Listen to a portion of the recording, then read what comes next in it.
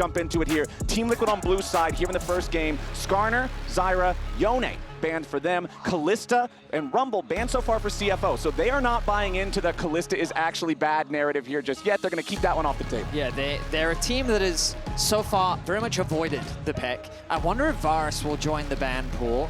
We've seen Taliyah really be a powerful champion so far in the meta. And with these powerful AD carries taken off the board, especially with Skarner, does Maokai now raise in priority for Umti becomes the immediate question. Because when we know these teams like to fight, Maokai just provides so much value, but then Azir becomes another question as well. Is Azir going to be a high priority in this series and for these mid laners? Umti loving the Maokai pick historically. When you've seen him before with Team Liquid, when you've seen some of their big success, it was Maokai and Sejuani that were two of the biggest ones that they would continue to put him on. Lots of options available though, and it will be that Taliyah, APA, plenty of experience on this champ. Team Liquid knows how to play well around it. APA becomes a very good facilitator to rotate up top, maybe make some picks with impact, or even better, facilitate Yeon and Core in the bottom lane. I think it also just acts as an effective answer into the Azir possibility that we could see from HongQ, just because of its ability to get early prio, the roaming and side lane threat that you can provide, along with the ability to just match.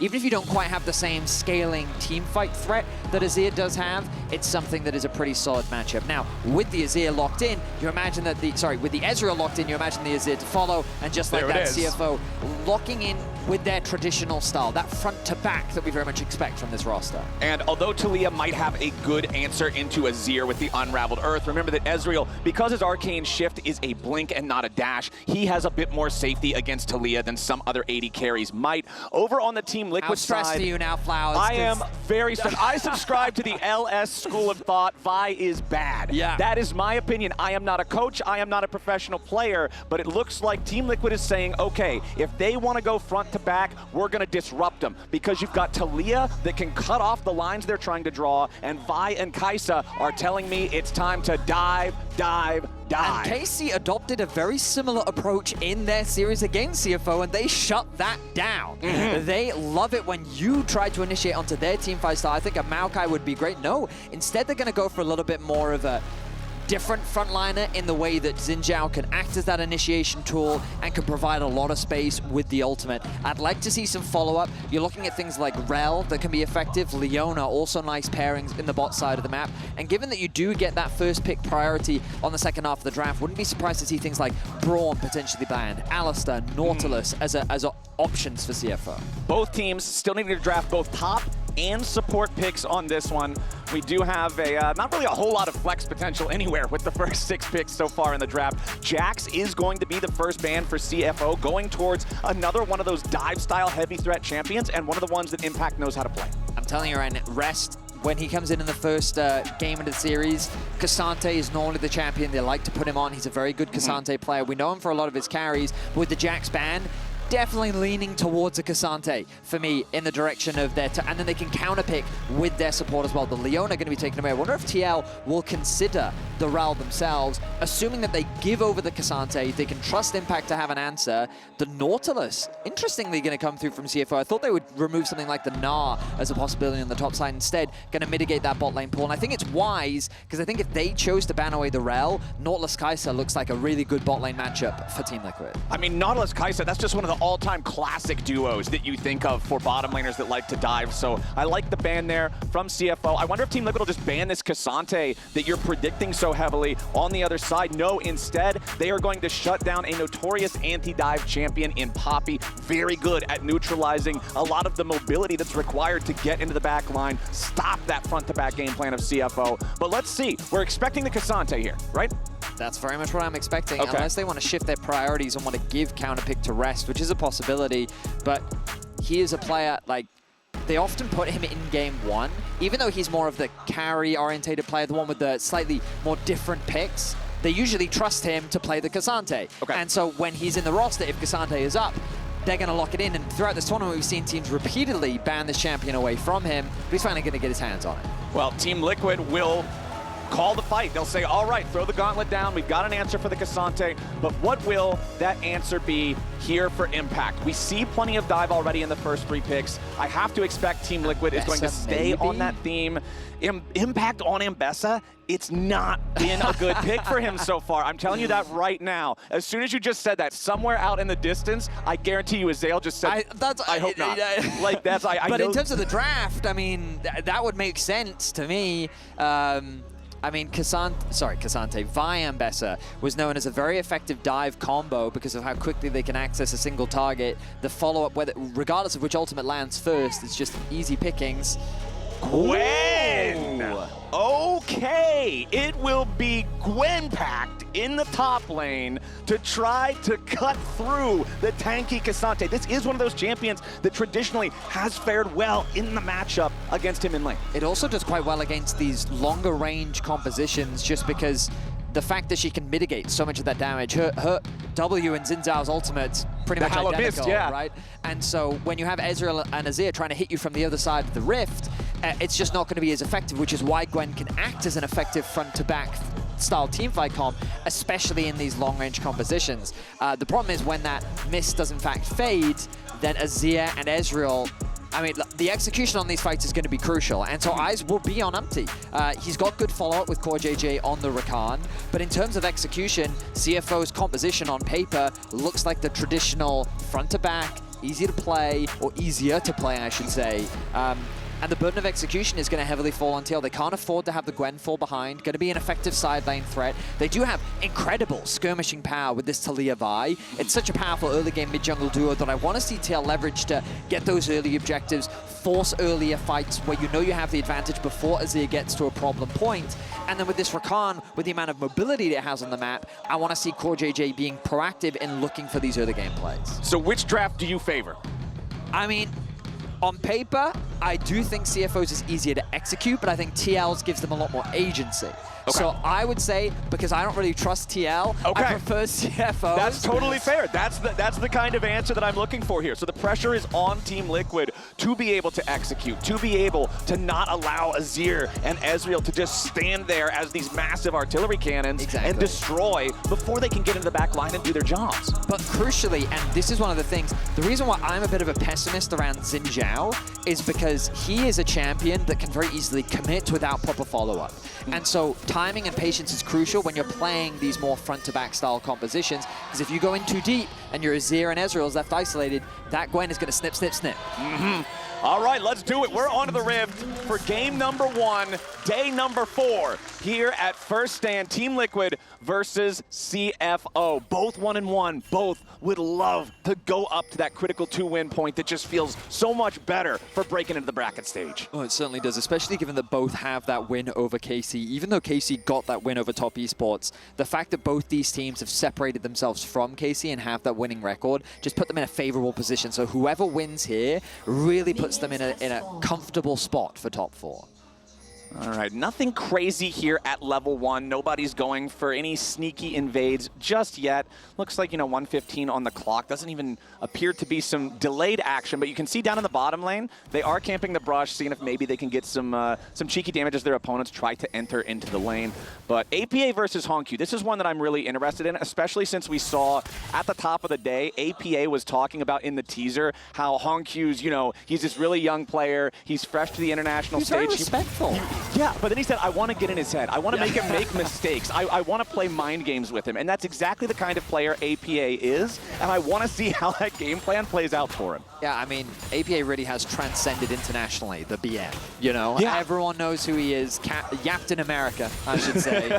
Has really made his presence known on the international stage. And I think that he's had highlights and lowlights throughout this tournament. We've seen him get solo killed twice, but he has also made some fantastic plays that have been crucial to the success of Team Liquid, especially in that series against KC. As the level 2 comes through. Immediately engaging. TL in some trouble down here in the bottom lane. Doggo wants CoreJJ. He gets away for now. TL barely hanging on here as the last Mystic shot connects onto Core. The level 2 immediate engage from Kaiwing gets the better of TL easily. Meanwhile, back in mid, HongQ and APA trading equally, but nobody near as close to death as the bot side fight. Doggo committed both of his summoner spells to that engage. He thought that if I can flash in range of CoreJJ that I can guarantee a follow-up Q, and as long as I keep hitting these auto attacks, this is a guaranteed first blood. But, oh, the dive. All right, 2v1, Yeon popping the barrier, needs to stay alive here. Kaiwing, one more shot might just kill him. First blood over to Yeon in the 1v2. Does he get the kill credit on the second one? No, he didn't tag him. So it's 2 dead on CFO, but only 1 credit. Back over to TL. I mean, so the good news for CFO is that they denied that wave. So in terms of XP, there's a slight advantage, but the fact that Yeon could still get a kill back is kind of the best case scenario for him. That ramping tower damage, you really saw the impact of that in the bot lane. Yeah, those things are no joke when they're heating up early on in this. Like you said, though, the minion wave being crashed into the turret does mean a little bit of EXP deny. Kaiwing now rotating up here to guarantee that JunJia can secure this crab without any difficulty. APA knows he doesn't want to go anywhere near this river. That control ward dropped in the brush now, going to help remove a little bit more of that vision, and APA knows he needs to play towards the top side of this mid lane. Let's take a look at the dive here in the bot lane again. So, of course, the CFO bot lane still only level 2. Doggo connects the Q, but all he can do is auto attack. That final auto coming in from Yeon as well. And then just the ramping tower damage. Very little to break down as CFO. I mean, the good news is that the tower did get the execute. If Yeon had gotten 2 kills, that would have been much worse for CFO's bot lane 2 versus 2. But with this stacked wave, there is the threat of a dive, good vision coverage on the bot side of the map, and now they'll spot out Umti, which means that information will be known and they should be relatively safe in the bot lane. All right, JunJia doing a good job there. Gets the entirety of the chicken camp before Umti can show up, try to steal any of it away. But Umti will continue pressing all the way forward, trying to force JunJia out of his own jungle. And Umti's going to start up the Krugs here, but JunJia wrapping the long way around to try to contest it. But Impact has also left the top lane as he's ready to rotate over and help his jungler. Umti's still sticking around a little bit longer, fighting for the baby Krugs. But despite the fact that it looked like we might get a scrap there, everybody just decides, hey, Krugs are gone, nothing to fight for, walk it off. Umti, ooh. Nice knockback from APA. Shove, yeah. Just a bit of damage will come through. The mana relatively low from HongQ. Oh, but those auto attacks, hang on, APA. Whoa, whoa, yeah, whoa. APA really overplaying his hand there. Thought he might be able to stick around, bait HongQ into a bad spot, but that's just a free summoner spell now spent by the Team Liquid mid laner. That was definitely a misplay from APA. He was so close to getting solo killed. I imagine mana was the reason why HongQ didn't commit to the play. He gets the flash out from him. But I was about to say, I love that Umti is playing really well around his prio. Impacts and APA are doing a good job of keeping the waves pushed in their respective solo lanes, and Umti utilizing that to try and steal away some camps. He gets the top Krugs, he also gets his full top side. But regardless, JunJia still finds himself with a camp lead. He's going to secure the Gromp on the bot side of the map. He's going to be pathing this way. Flash still available for Yeon. And I wonder if there will be an angle. Oh, look at the roam coming through from APA. The ping's already coming through from HongQ. Yep, they're thinking about it. Nice. Doggo doing a good job there, utilizing the buffer capability of the Arcane Shift. Even though he technically gets tagged by the Grand Entrance, he can still move out of that knock-up anyway. As JunJia hanging out in this bot side river, they know that APA is 6. They know that Team Liquid wants to look for some type of a roam time or some type of a play to make here with the Weaver's Wall, and they want to shut that potential down in the bot lane as Umti will take the opportunity. Okay, APA is drawing their attention towards the bottom side of the map, the bot side river. Let's go for the top side, look for the Void Grubs. Keep your eyes on the mini-map and notice that CoreJJ is moving on the map, whereas Kaiwing is actually staying. JunJia looking to contest this is dangerous because even though they've gotten the push in the mid lane, the push from... Oh, Impact deciding not to move just yet. Now he's going to make his way down. Okay, APA. Nice flash there from JunJia. Escapes the seismic shove that would have been a seriously dire circumstance for him. So both junglers have already committed a smite to secure one of the first 3 grubs for themselves. That last grub now being taken by Umti. So no credit towards feats on this first pack of the grubs, but still a slight advantage for the TL side. HongQ, good job again with the buffer through the seismic shove to dash away from that one. Yes, he still got hit by a little bit of the stun from the Unraveled Earth, but it does not matter. Yeah, I will say that the Herald was definitely the Grubs was a little bit of a mess because I think that TL had the numbers advantage, but because Impact decided to move so late, they couldn't really leverage it. So that meant that because they were able to get the push in mid thanks to HongQ, they could contest in the 2 versus 1, force Umti back, and they still had access to one of those grubs. So it will deny one of those early objectives that contribute to the feats of strength, which ultimately, considering how hyped up they were at the beginning of the split, have largely tapered off. Their ultimate value is not as game-changing as I think that we initially believed, especially after the nerfs came through. And now JunJia's going to convert that pressure onto the bot side of the map.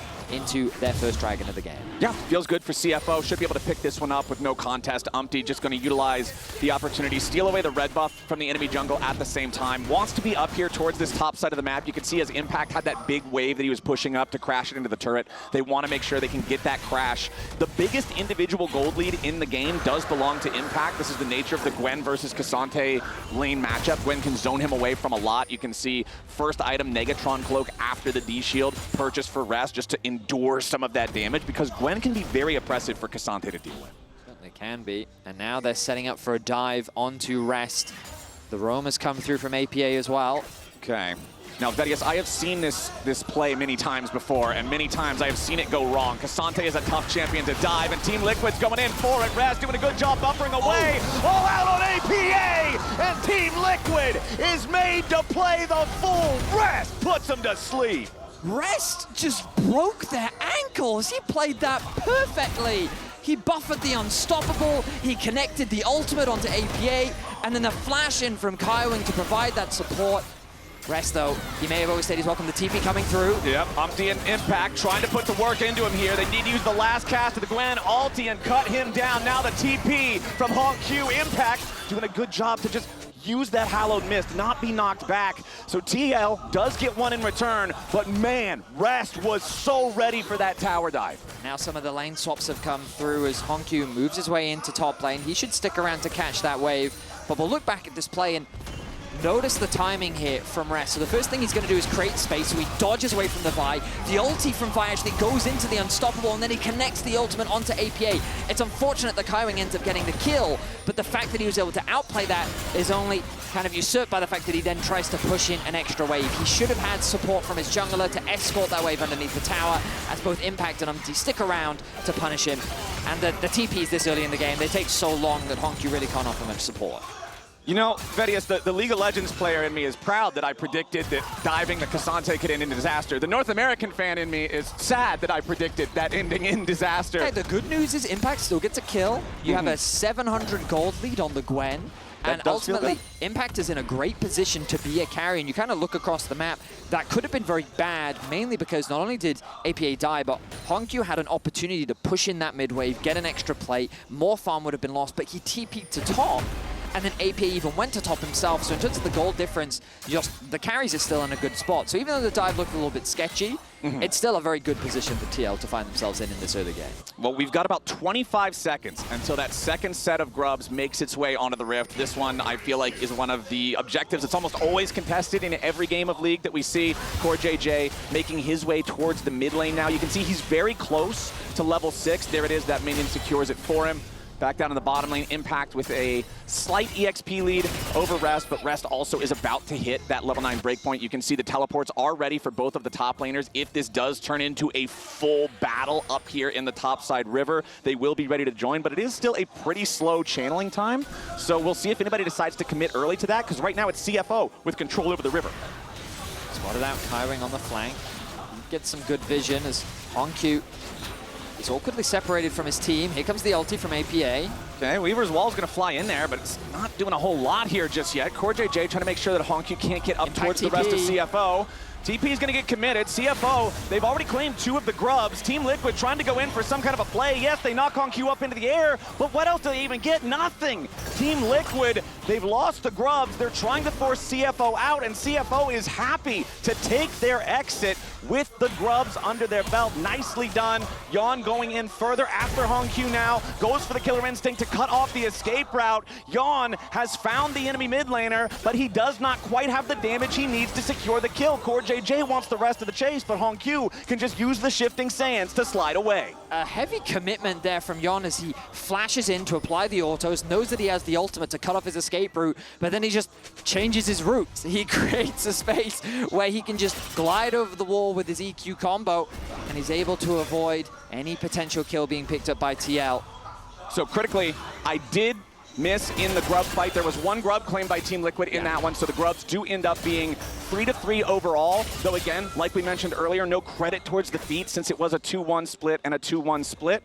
So those are all not going to shake out to any Void Might spawning or any major impact, really. JunJia just going to secure another Scuttle Crab down here on the bottom side of the map, 25 seconds before the next Drake spawns. CFO ready to try to overload this side of the map, see if maybe APA gets a little bit too greedy, see if maybe they can force a play onto this Taliyah early on. Kaiwing waiting around just in case APA steps up, but the Taliyah will not give them that opportunity. Yeon needs to clear out these last couple of minions here in the mid lane, but it is CFO, again Vedius, who are first to the objective. Certainly are.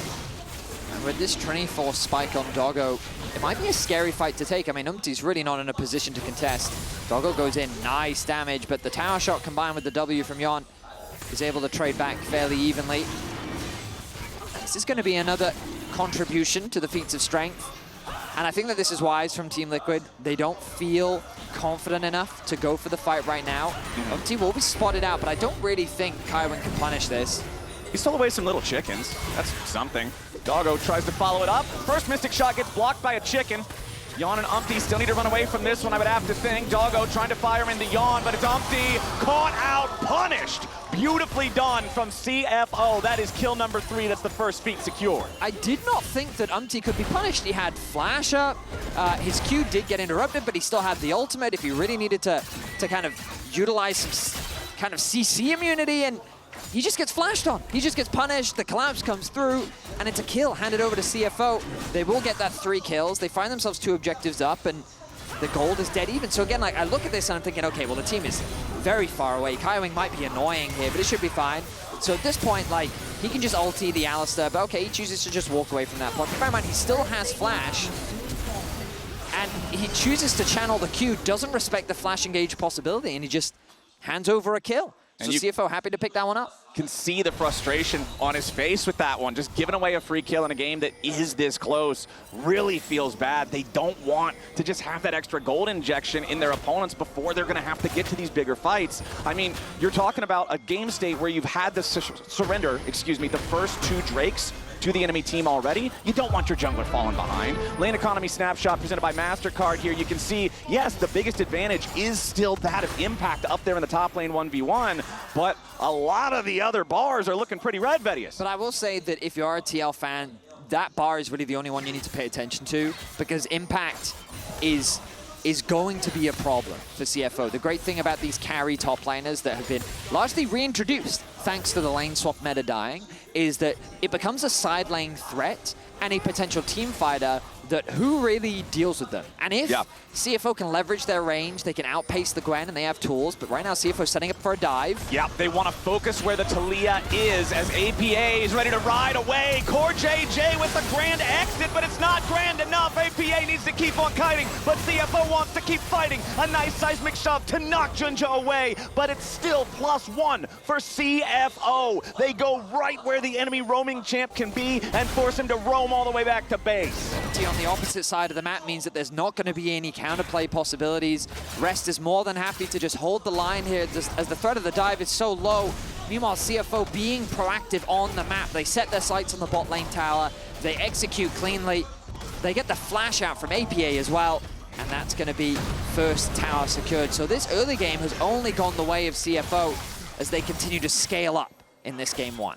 Yeah, CFO is feeling great about this one. Up 1,500 gold now. They've already got the first 2 Drakes. If you get to the point where you're now 3 Drakes to nothing here in 2 minutes and TL has to then come to you and challenge for every Drake thereafter, you're just feeling so good about this front-to-back team fighting that you can set up that TL hasn't had an answer for yet. Now let's see where the Herald fight goes, as CoreJJ is going to be in some trouble here at the very start. Herald low, but not low enough, down to a little bit under 4,000 health. Impact makes his way down into the river now as Kaiwing could be in some danger. A nice seismic shove, flinging him back into the unraveled earth. Kaiwing still burning. Team Liquid on the chase, but no kill secured. Impact would have needed another needle, and he finally finds it. Stitches up the body bag, and Alistar's down. Wrath knocked back into the unraveled earth yet again. Yeon wants a little more, but Ksante is too tanky. CFO walking it back into the mid lane after losing their support. Team Liquid, they claim the kill, and they'll claim the Herald for the reward. And Impact is only continuing to get stronger. Nice punish on the engage from Kaiwing, as even though he's durable on the Alistar, he's not quite durable enough to stop the chase through coming from Team Liquid. Remember, this was the dive that happened earlier on, and after a play like this, CFO should feel pretty confident moving into the fight around the Herald. A good punish as AP is forced to flash away. They hand the kill over to HongQ as well, and while they can't convert it into an additional kill onto APA, it sets up for this fight around the Herald. APA, though, with a really nice knockback onto Kaiwing, forces him to use the ultimate early, and just look at Impact's positioning here. He's such a threat so early on into the game already. CFO is forced to retreat from the fight, no engage really comes through, and Team Liquid find themselves the Herald along with another kill. All right, we'll see what kind of value they can get from that Herald. They are still 1,000 gold behind. Their opponents have still claimed the feats of strength, and that next Drake is spawning here in 15 seconds. Doggo with the Trinity Force completed with the tier fully stacked. All he needs is the gold to purchase the Manamune. It'll instantly evolve into the Muramana for a massive power spike, but it does not appear that he'll have time to do so. CFO so far has been doing a great job of being in the river first for neutral fights. CoreJJ already losing half his HP there to some of the poke. Doggo hurts so bad right now. Certainly does. They've sent HongQ up to go and match Impact on the Gwen for the time being because the TP is available. APA grouping with this team. I'm impressed that CFO could still get prio on that mid lane. Typically, it would be a little bit harder without the Azir, but Rest acting as a wall. Third dragon of the game, quickly going down. Yeah, 6,000 HP remaining on that one. Rip Herald going to be summoned up in mid lane as a response. Dragon already down to 1,500. Team Liquid is too late to the party. Nothing's going to happen. It is sole point for CFO as Team Liquid gets that Herald charge onto the mid lane turret, but it's not even enough to claim the thing, so no gold injection from that objective use here, as HongQ now walking through the topside river. Umti wants to find him here with a Vault Breaker. Sees the shadow there of the red silhouette, but does not decide to engage. CFO was moving up rapidly with the rest of the squad, so Umti choosing discretion as the better part of valor on that one, while APA takes the opportunity with everybody else from CFO heading towards the top side to protect their mid laner. He's going to try to take out this bottom turret here, but won't quite have enough damage yet. Again, both mid and bottom lane tier 1's Vedius for CFO, just barely hanging on by a thread. I mean, so far, Flowers, you know, you've been a neutral commentator, just stating on the facts of the state of the game. But yes, sir. As we're in a lull, you know, objectives not available on the map, how's the North America in you feeling right now? How I'm sweating bullets. You're sweating? Yeah. Oh, I'm it's a tense game, man. The goal is dead even. And CFO with a slight advantage. Right now, I don't think that anyone has any significant lead. Oh, APA, he's going for this fight. Yeah, APA goes for the seismic shove there, but Rest, it's just so easy for Ksante to use the Pathmaker against something that's as telegraphed as seismic shove, to just say, no, I'm never getting shoved. So can easily get out of that one. Ruinous Atakhan has spawned down there in the bottom side. Now, Vedius, this could be a very chaotic situation because we have a game where one team has 3 dragons very early, means every dragon subsequently then has to be a fight. And we also have Chemsol too. And we have Atakhan right next to it. So if either team ends up getting some really heavily favored team fight, 4 for 1, 5 for nothing, whatever you want to call it, you can not only claim the dragon, you can claim the Atakhan right after. Doggo with that Muramana that I was talking about, the purchase is complete, and this guy hurts so bad. Just a couple of Mystic shots to anybody on TL, and those health bars are bleeding. I like the lane assignments as well for CFO, just because APO being forced to group, I mean, Impact is getting a lot of experience, don't get me wrong, he has that full level lead over Rest, but HongQ is benefiting in the same way, about to take over to level 14, he's able to hold the Gwen, thanks to the wave clear that he's gotten. Keeping Azir in a side lane is a very safe thing to do, and while Ksante will lose out a little bit, remember, his role is to be a bodyguard. He's supposed to be a frontline. He's going to be there to make life as difficult as possible for Impact, who's going to look to be the main carry in this game. Let's take a look at where everybody's itemization is at right now, because we already mentioned Doggo hitting that Muramana point, which is really huge. You can see the Seeker's Arm Guard completed for HongQ, massive outplay potential on that one. Over on the other side, not quite a second full item completed for APA in terms of mid laners either, and Yeon is still working towards his second fully completed item on the Kaisa as well. So Impact is feeling really good. Everybody else, things seem to be pretty neutral or favoring CFO. Yeon. His spidey senses were tingling. That brush did not feel safe, and he was right. There was a Viper sitting in that brush waiting to strike, and he will navigate his way to safety. Catches that mid wave. Keep your eyes on the top lane, though. I notice a bit of trading happening between both HongQ and Impact. But again, it's that slight range advantage that is really benefiting HongQ. And you'll notice on the HP bars at the bottom of your screen how he's able to just get those favorable trades, and he can just keep the wave pushed in, and he's at no real threat, which is why I love these lane assignments that have come through from CFO. The TP, they're committing to this. Umti spotted on the top side of the map. It's a full send. It's a full send from CFO towards the Atakhan. They're saying, all right, you want to send your jungler up there? Everybody's coming down here. They've already got the thing down to about 40% HP. Nobody from TL is close. Impact's going to make a TP nearby. CFO, surely they've already got this. Team Liquid caught completely unaware. CFO takes the Atakhan, no challenge. Just a fantastic play from CFO. The level of awareness as HongQ now in a bit of danger. Umti on the flank. Ooh, Doggo clearing out the control ward here. JunJia jumping Umti over the wall. Umti, instead of finding an opportunity, only finds a grave. JunJia jumping right back towards him. Another vault breaker is going to be needed to get Umti away. Immediately they turn it right back into HongQ. He gets the shuffle, but it only hits Umti. Yeon and Core have to try to get away, but CFO have already found the first kill here with the fight. Kaiwing looking for something into the back line, and he grabs APA. That mid laner from Team Liquid, so very low, but not quite dead. Kaiwing tanking everything as one final Void Seeker finds the mark. It's Yeon versus Doggo, and a little bit more damage is going to get it done with the Acathian Rain. Impact keeping JunJia and Rest busy as Yeon continues disengaging. Rest with the flash forward for the Intofo strikes as Yeon with a supercharger has to try to get away. Impact finally shut down by HongQ as APA and Core try to get out, and Rest kills Yeon. CFO scrapping with Team Liquid in this battle. What a crazy skirmish around the blue buff. Rest interrupting the backs. Rest in a little bit of danger here, potentially. He's in a lot of danger. APA needs a lot more damage because Rest is still Ksante. He's still just walking away from most of it. He's still using the Pathmaker to block any CC, and he'll walk it off. Dragon Soul claim CFO. I mean, that whole skirmish started with Umti being caught on the wolves. He was trying to create a flank onto either Doggo or HongQ. He gets spotted out, and it devolves into this crazy fight around the blue buff.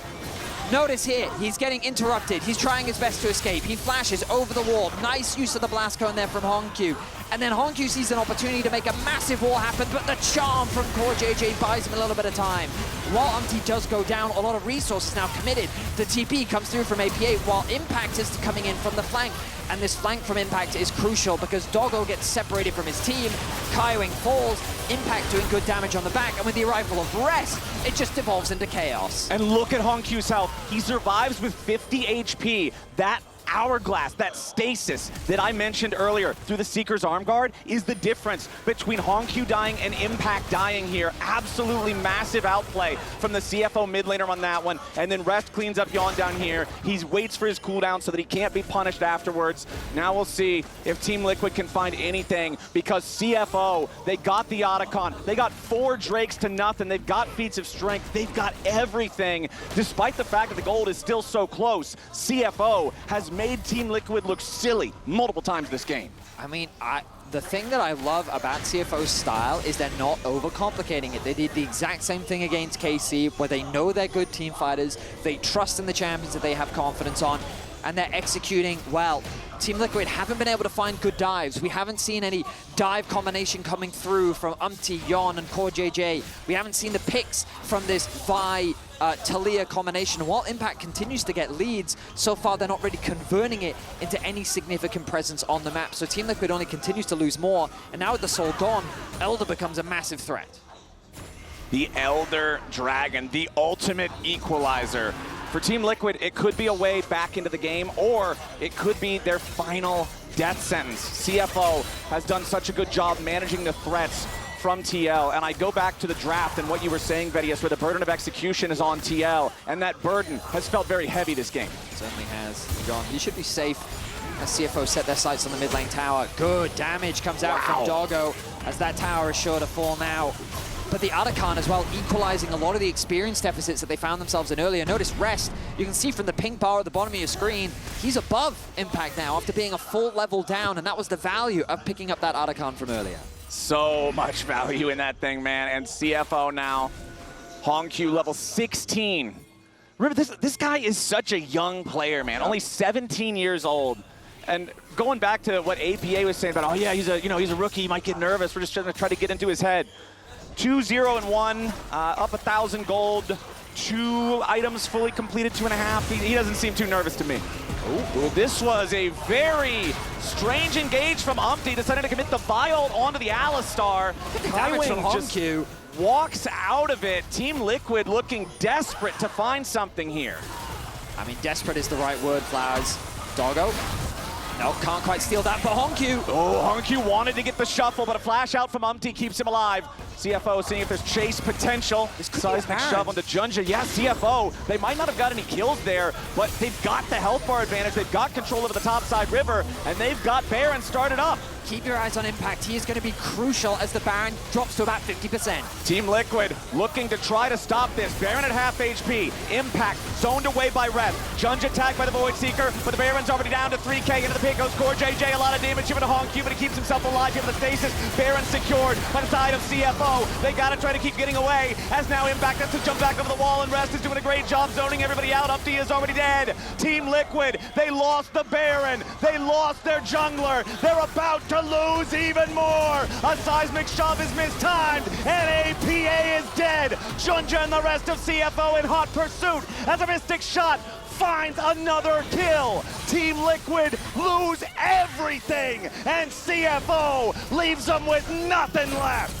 HongQ just feels unkillable. His use of the Zhonya's, the slide and glide to get away to safety as the front line of CFO just refuses to fall. The Baron, the inhibitor, they set their sights on the Nexus. And it doesn't look like there's a lot TL can say about it. It's a full 5-man push from CFO. The first Nexus turret is already down, and Kaiwing on the front line has no intention of joining it. Umti's gonna fall yet again. Another shuffle guarantees an ace for CFO, and they'll take game 1. Incredible stuff from CFO.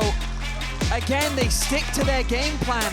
They execute effectively, and in the team fights, they just play it better. CFO looking strong. You said it back in draft, Vedius. They had the easier to execute comp, and Team Liquid couldn't rise to the challenge in this first game. Now we're going to a break, but we'll be back real soon.